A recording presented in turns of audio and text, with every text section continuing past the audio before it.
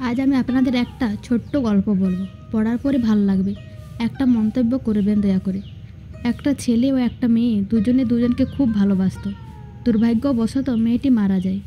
ফলে ছেলেটির মন খারাপ হয়ে গেল এবং সে তার কান্না কখনোই থামতে পারছিল না। সারা রাত সারাদিন শুধু কান্নাই করত। তার উপর অনেকে সহানুভূতি দেখিয়েছে, কিন্তু কোনো যুক্তিতে সে তার কান্না থামাতে পারছিল না। একদিন রাতে ঘুমিয়ে সে স্বপ্ন দেখল সে মেয়েটি তার বয়সে আরও অনেক মেয়েদের সাথে স্বর্গে রয়েছে।